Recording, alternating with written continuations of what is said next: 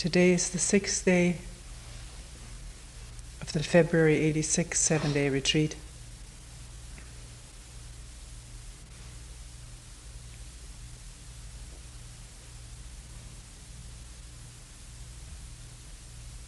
And can we look together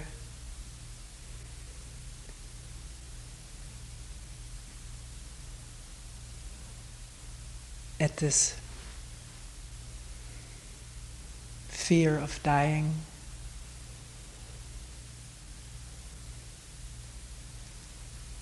and at dying?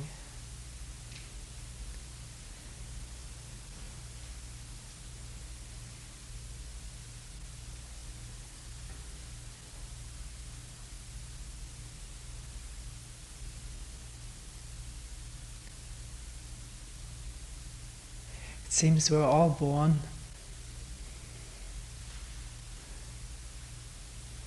with a vital urge to survive.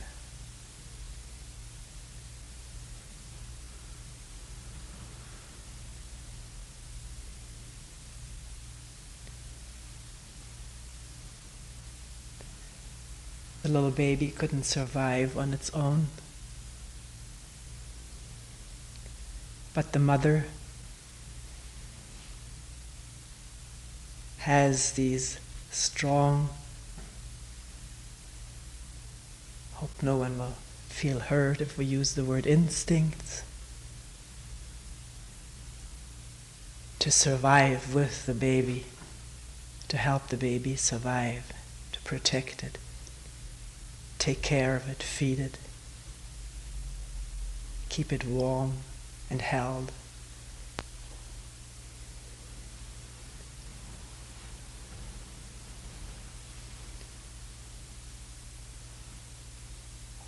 And animals have that same vital instinct to survive.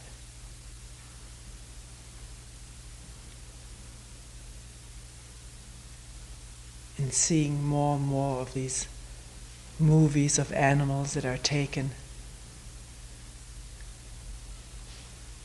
in the natural habitat by photographers who are not imposing themselves upon the animals, maybe staying at a distance. One can learn so much from the way animals live. One can see it with one's own eyes.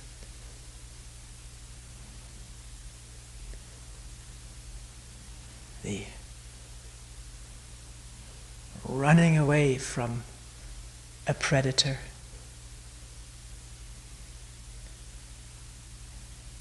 at enormous speeds with enormous skills and attempts to deceive, jumping left or right or doing all kinds of maneuverings to escape from the predator.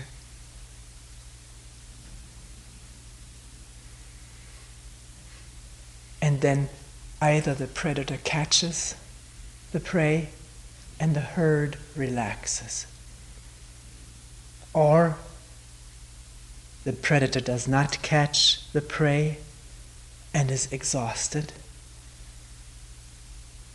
takes time to recuperate, and the herd senses that and relaxes during the time that the predator catches his breath.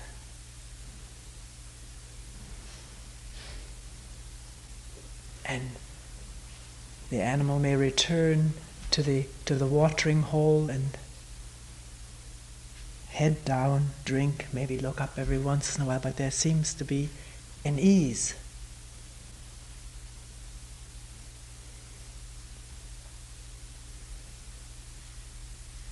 Lions that have fed may be close by, but they're full. They don't eat every day, and that seems to communicate itself to the antelope or whatever prey there is. One does not get the feeling in observing these animals grazing or drinking right next to they're predators. One doesn't get the feeling that they're afraid in our human sense. A certain signal and off they go. Are they running in fear or are they running to survive, to live?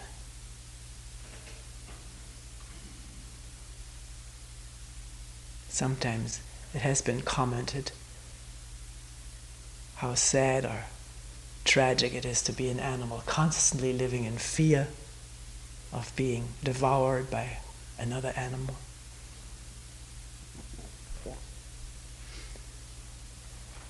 Wonder whether we aren't projecting our own human condition,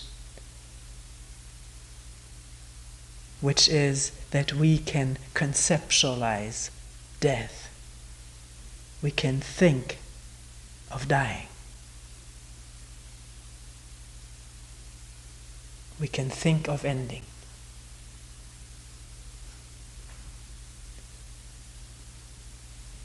Anytime, whether there is any danger or not, that thought can arise in the mind and fear, panic ensues, affecting the whole organism.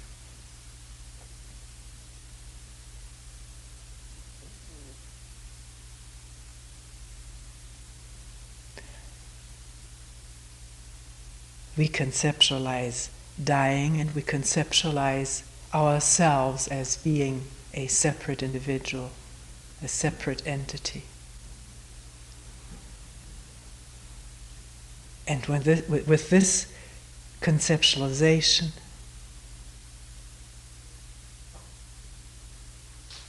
comes an attachment to it. We're attached to the idea of ourself.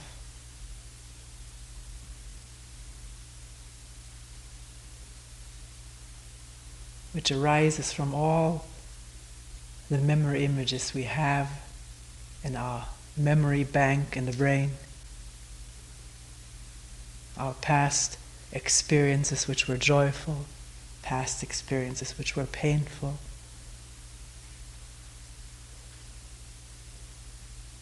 We can conceptualize being somebody in the future,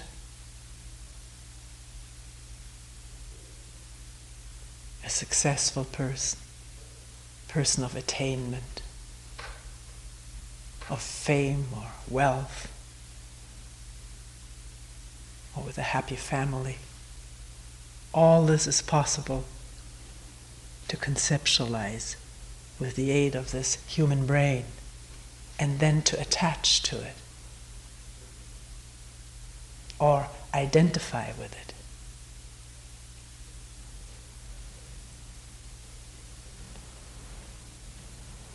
Not just with the idea of oneself, but what one is identified with, what one likes, is attached to, one's belongings, material or knowledge, spiritual experiences or spiritual aspirations, the people one is dependent upon for one's feelings of well-being, feelings of fulfillment.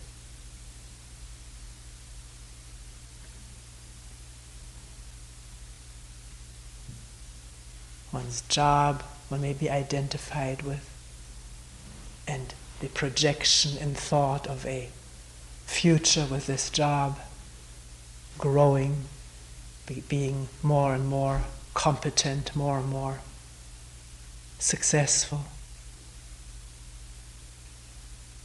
All this imagery constitutes this feeling of self, and there is an attachment to it. One can all of this can be looked at by oneself. None of this to be believed or adopted or taken over, but to test it out, to be seen for oneself.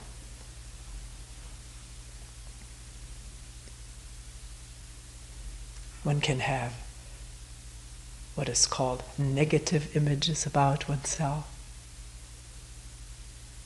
about being bad, a failure, a loser. All the things that at one time or other people told us we were, or we concluded from their behavior toward us. This too solidifies into an image, and one is attached to that image too, because this is one's existence. One may want to change the image, but there's attachment to image, to self-image, how we impress others and how others respond to us, or how we want others to respond to us. That is this constant looking into each other's eyes for approval or for possible disapproval, to reassure that everything is all right with the image, or the upset anxiety that arises if someone does not look affectionately at one or approvingly, looks away or doesn't, or ignores one, then the uncertainty. Where do I stand? The anxiety. All of us know that. All of us have experienced it and are wondering about this.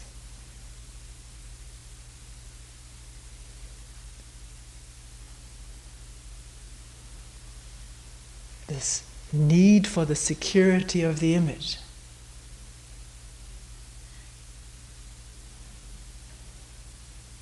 Securing it through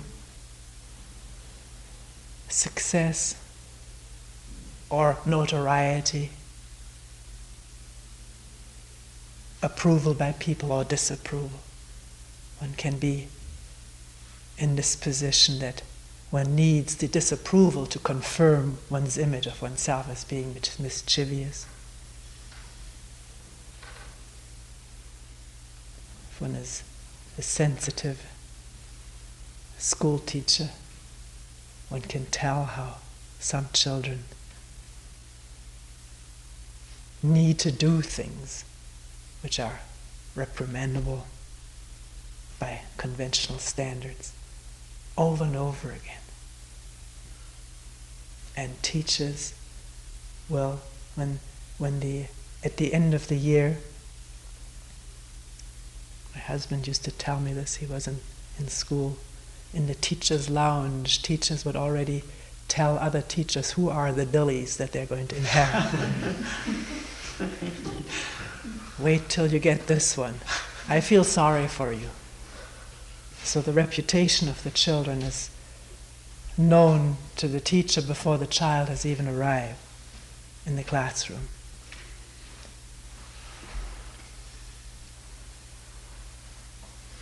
And one can observe this for oneself, how strongly influenced one is in one's actions by what one feels is expected of one. Or else one rebels against it, which is still the influence, the same influence, only the opposite reaction.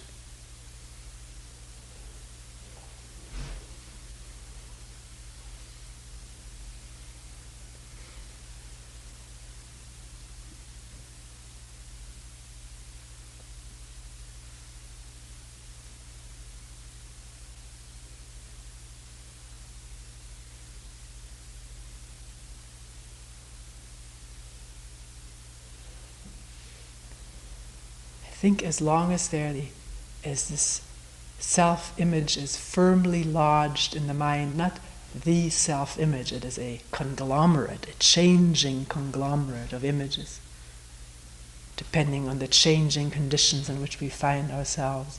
We may suddenly assume a new role according to the condition.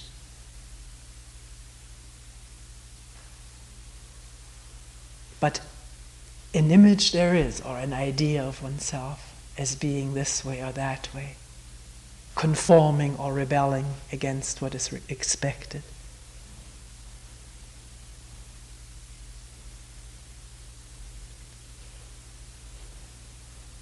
But as long as this image is lodged in the mind, there is attachment to it.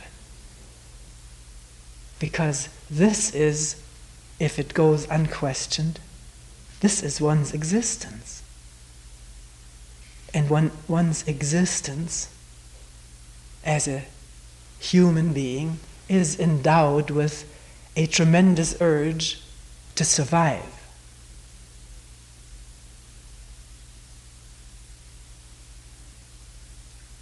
At first, maybe just physically, but the psychological soon becomes totally inseparable from the physical.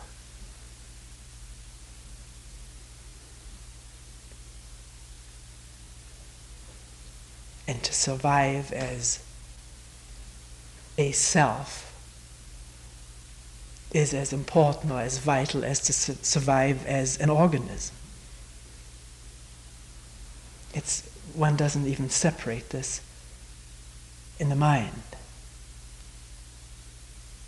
It's taken for granted that one is one's image, one's recollections of the past, one's aspirations, and all the affects that go with it. Fear, anger, affection, tenderness, will. The will to achieve or the will to oppose. The energies that go with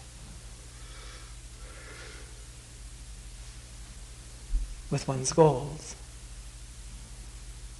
Also perceived as being my energies. There is, with this self-image, goes the feeling of ownership. That I own my body. I am the owner of my body. It is my body. It is my energy. It is my will.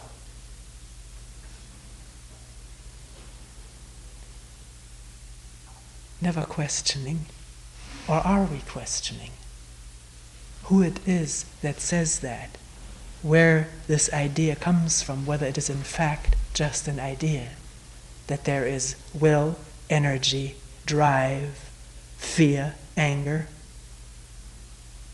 and someone who has that.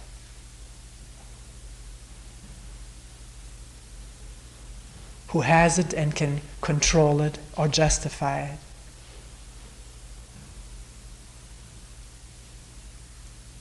Or condemn it, or try to overcome it. That is the image that we have. It has been trained into us. And we have enlarged it through our identifications with what we want to be, what we want to be like, what we've read, examples we've admired of other people wanting to be like them. But always this deeply seated, almost unshakable feeling of being a separate individual.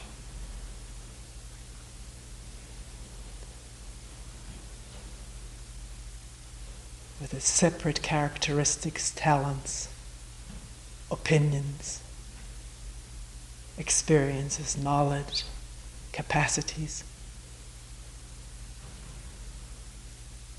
Yet if one reflects upon it, where did one get all this from, if we stay with this language for the time being? What of all of that is one's own?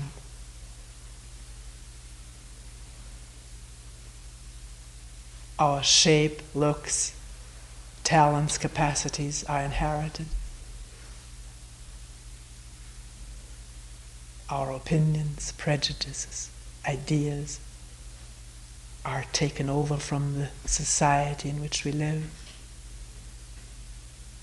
or from the books we read, or from the travels that we have done.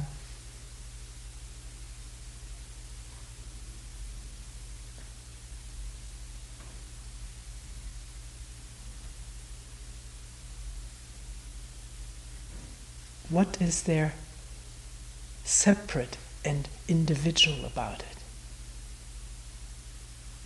Of course, no two people are alike. That's a fact. Physiologically, it's been established that all odds are against that two human beings are completely alike, physiologically, anatomically.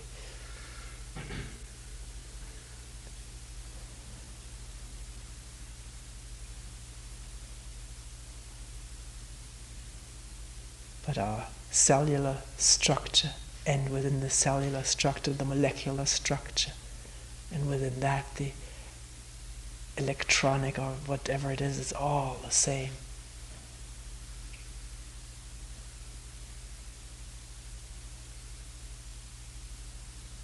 And we've all been born of parents. We've all once been little amongst giants. We all have been coaxed and coerced, forced into behaving and into identifying.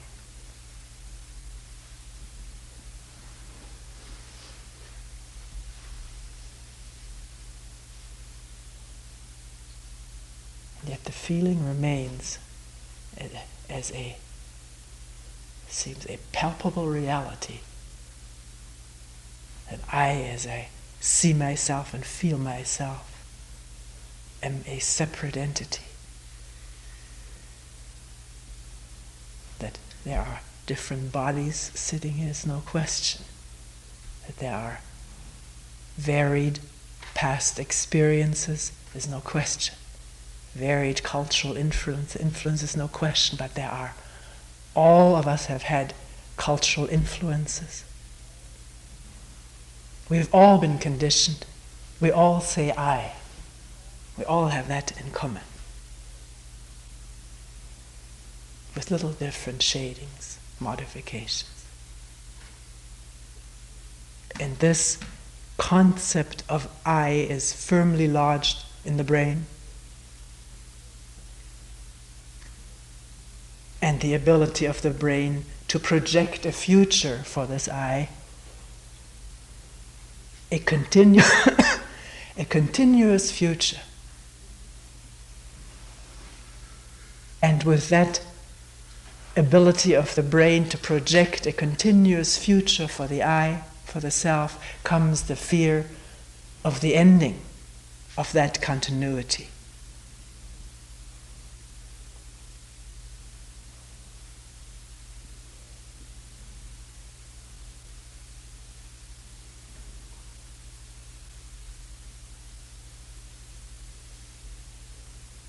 Can one see that?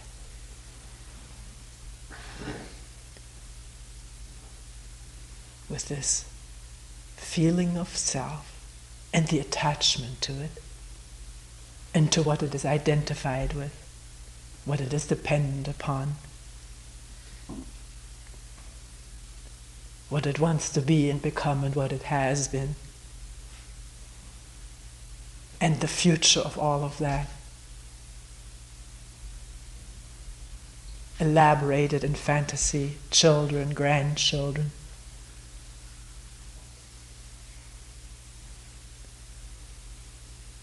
There comes the fear of the ending of that.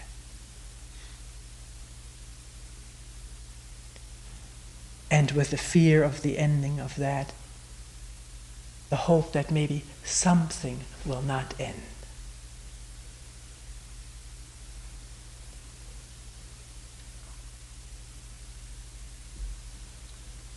wonder if there was no fear of ending, where there would be the hope that there would be something that would survive.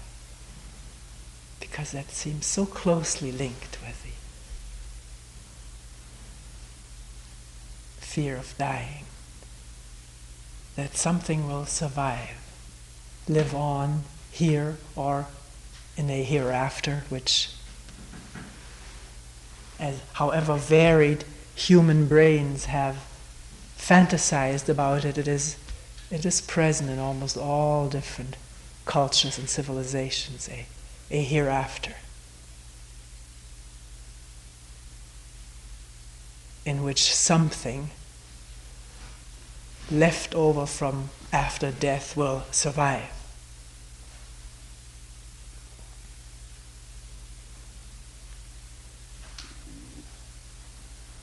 Does one see how this is all? Or let's just ask the plain question, is this in fact connected with the attachment to the self?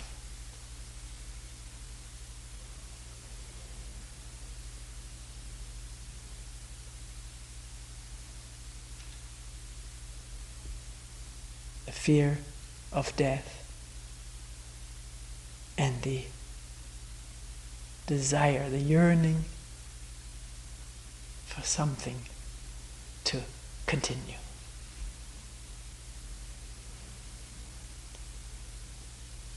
Or at least to know what this death is.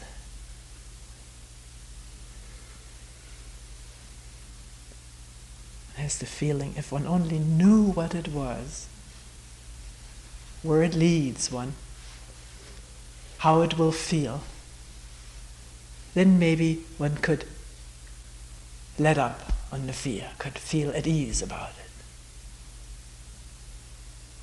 And here we have to say that often the fear of death is connected with fear of the pain that may be in the process of dying. Many people say, I don't mind if I just drop dead on the spot. Go to bed at night and don't wake up in the morning. That's all right with me. But the prospect of a long, painful sickness can be terrifying. In thought. How it actually is, how does one know?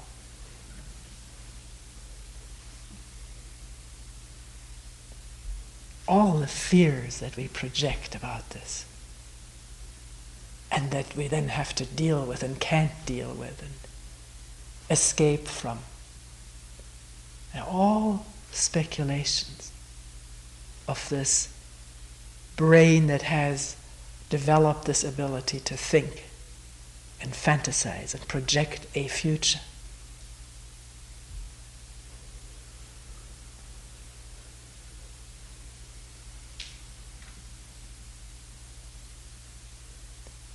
I spent some time last fall in a cancer hospital on a floor in which most of the patients were dying of cancer. And it was not able to speak with most of them, mostly with the wives.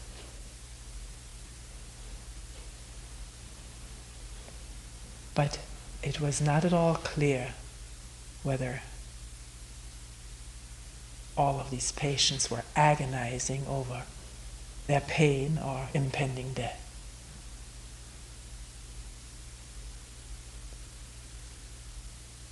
Sometimes it looked as though a person had relinquished everything.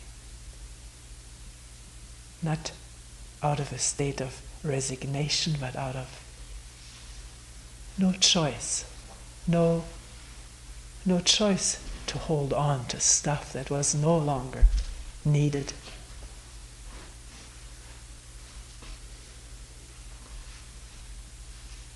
It was just withdrawing or drawing out energies. This was just mentioned to for us to question whether our wild imaginations, how it must feel to die a painful death, whether they're accurate.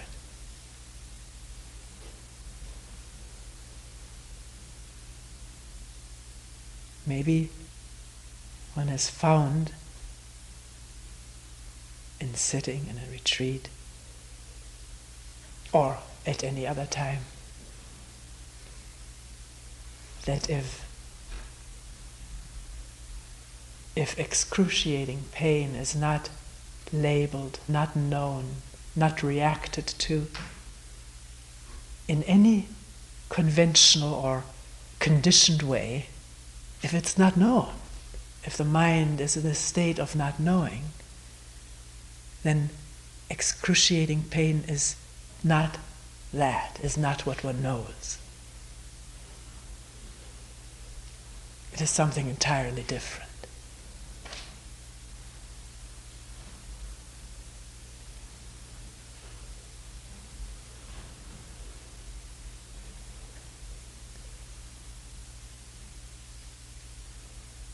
So this tremendous urge to want to know what dying is and how it would be to die in pain may be a waste of energy, a waste of time. For one thing, dying is not knowing.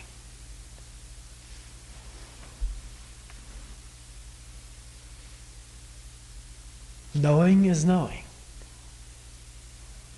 Thought cannot know death because death or dying is the ending of thought.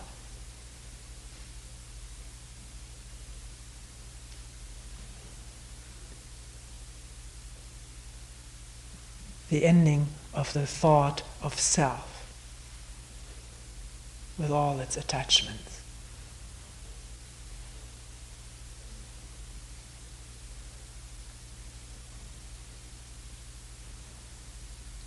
So one can ask, does one have to wait till the moment when this organism gives out, is about to die? I don't talk about sudden death, it's a different thing. But does one have to wait till the actual moment of death?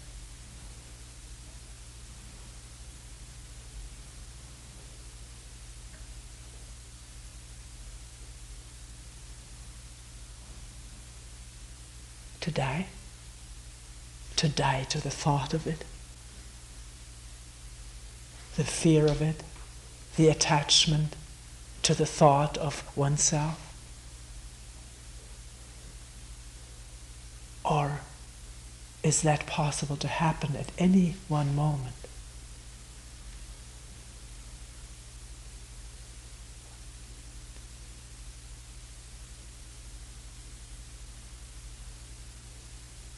The moments present themselves all the time. But usually one glimpse of it and we're on the run into something that will make us forget or make us feel alive, whatever that means.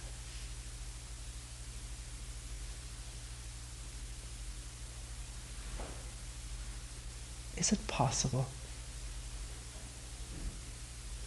sitting in a retreat as we are doing right now,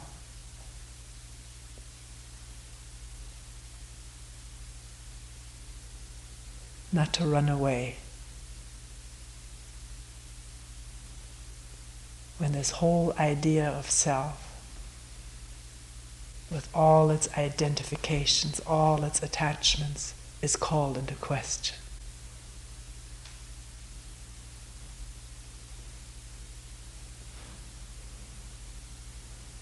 Is beginning to reveal itself as thought and idea and conceptualization.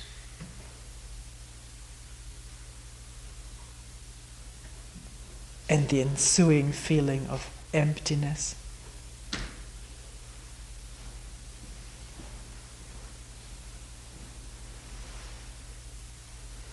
Can that be there?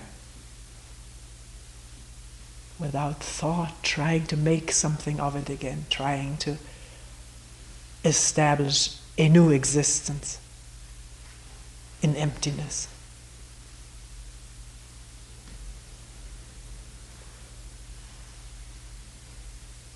Without thought, trying to figure out, where am I at now?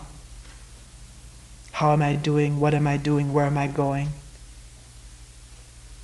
Which is how we exist. As selves.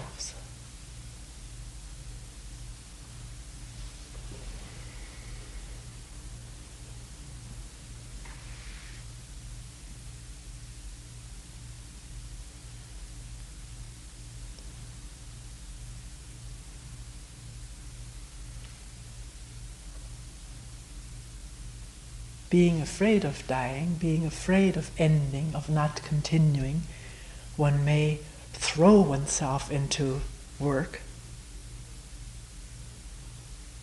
and heed a saying that one has heard many times over: if one is completely one, if one becomes completely one with the work, that is one's true nature, or whatever favorable term has been given that process. But the fear of dying is the dynamo that propels this becoming one.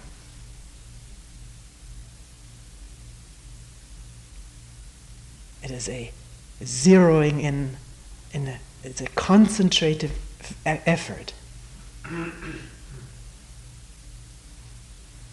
to be at one with the moment,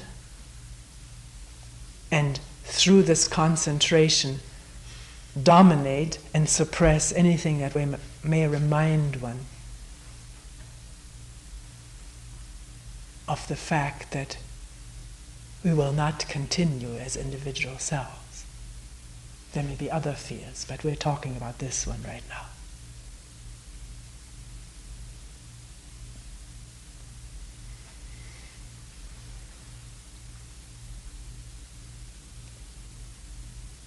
This is completely different from a state of being.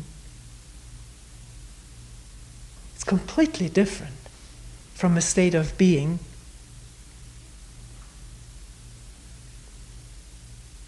in which the thought of self and the attachment to that thought is absent. It's quiet. It's in abeyance. It's not there. Not repressed. It's not there. As a state of awareness, not concentrating on something to push out other things, but an openness that is vulnerable. And out of that openness and vulnerability,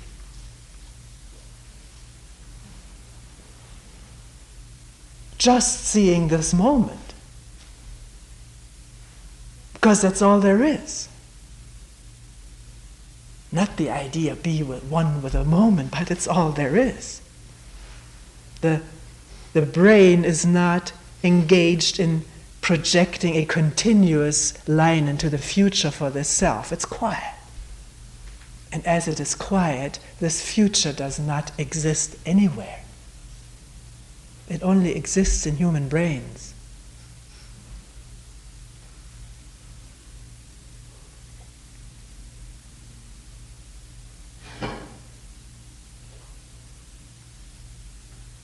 So when self is seen for what it is, the mental construct, the remembrances, the affects, the will, desires, and fears, and affections, and emotions, and sentimentalities, the whole thing, when it is seen as what it is, the root of it, and the attachment to it, and the fears, of losing it, then at one glance it may be put aside, if just for one moment. We will not talk about length of time. That's again the brain wanting to know, how long can I do it, or is it possible? And then the competitive race is on. Or the yearning for more, or the not enough. But when self is seen and quiet,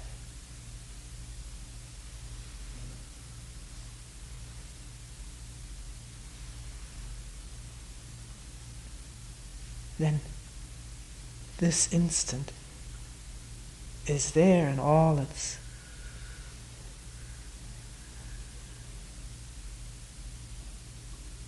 detail,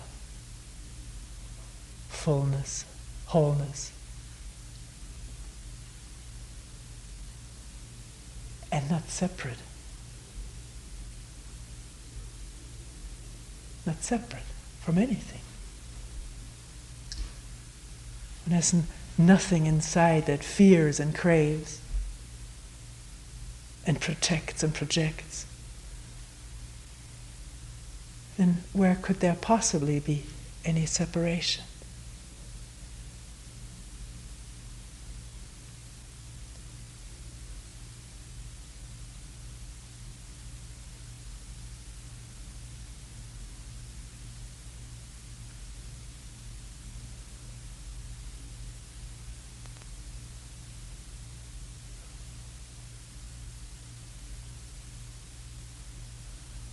Is that sound separate? From whom?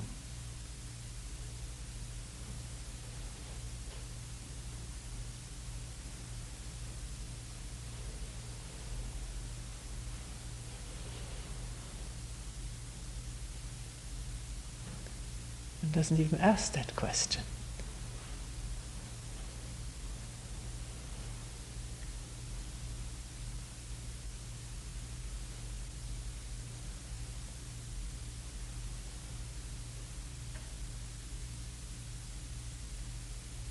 And whatever is done at work isn't done to get away from some fear of ending, but it's all there is.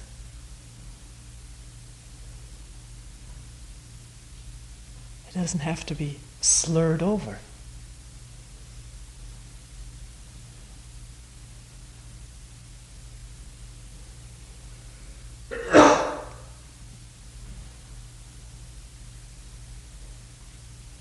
To get to something better.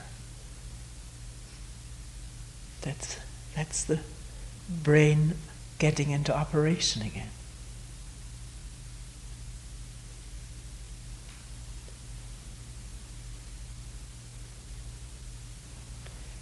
If one does this hastily to get to something better, once one is there, one does that hastily to get to something better.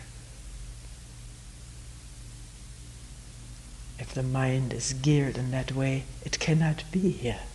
There cannot be any moment. And there's only the thought of the future and the remembrance of the past propelling one.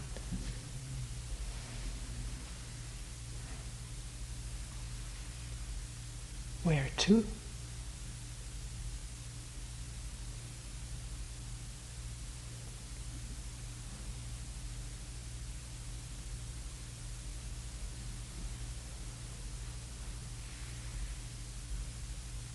When they're sitting in stillness, in this openness,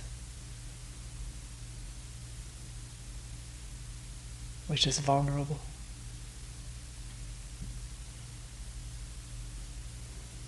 without a future, therefore no wanting something. Thought is quiet.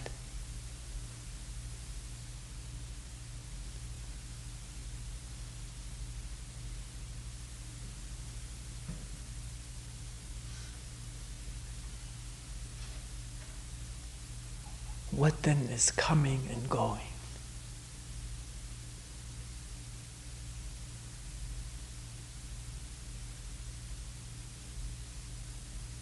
Or is that again something that doesn't occur? Because coming is a concept and going is a concept that can be clearly seen at a moment of stillness when there's no wanting and no projecting and no fearing.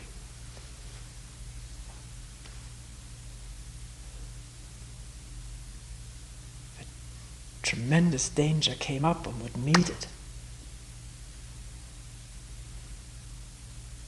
Wouldn't one?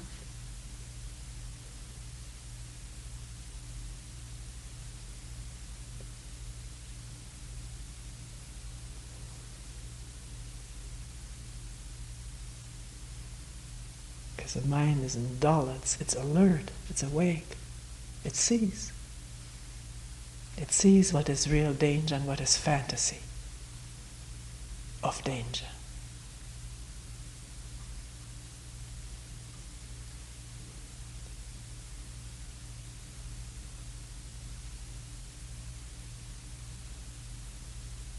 And it can be seen that life and death are integral parts of this wholeness of living, inseparable.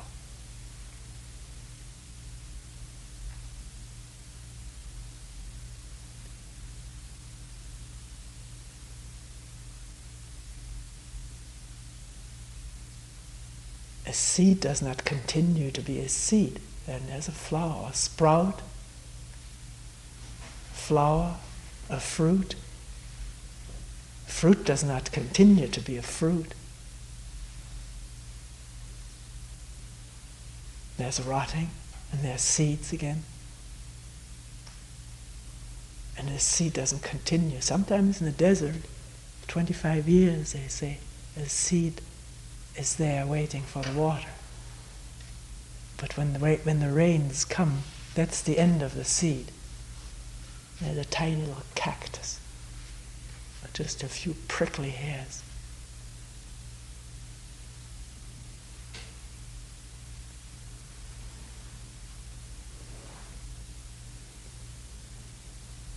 And yet the whole thing doesn't seem to go anyplace, because that's thought again, that it would be going someplace. It's just there.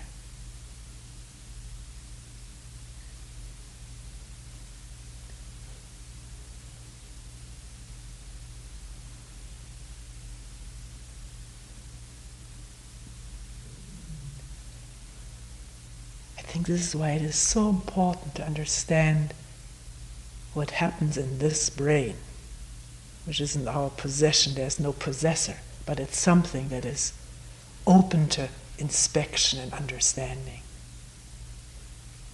Not philosophical or theoretical understanding, but immediate, the immediacy of seeing a thought, a fear, an illusion, the running after it, the holding on to it, and all the physical orchestration to it.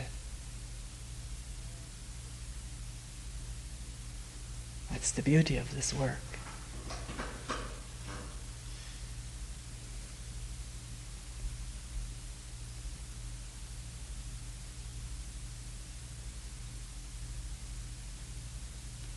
Is it possible that it is possible for a human being to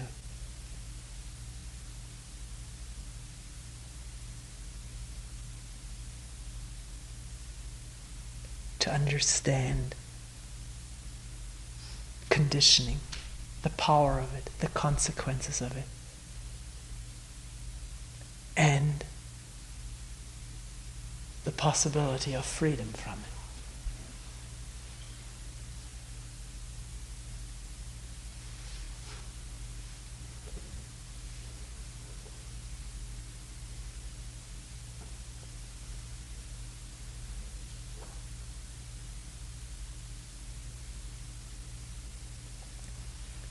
If you ask, is that total freedom? Is that freedom forever, for always?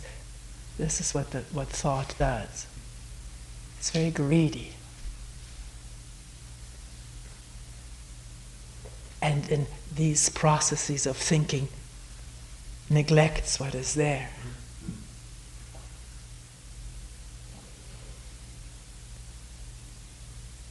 Thought can't see what is there, it can only think.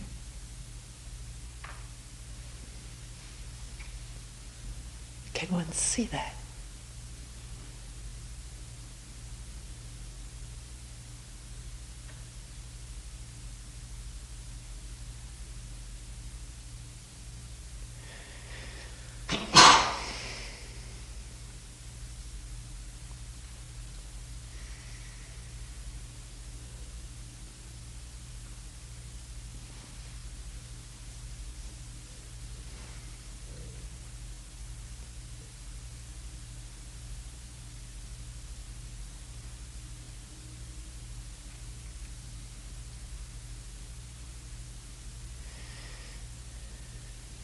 We will end here for today.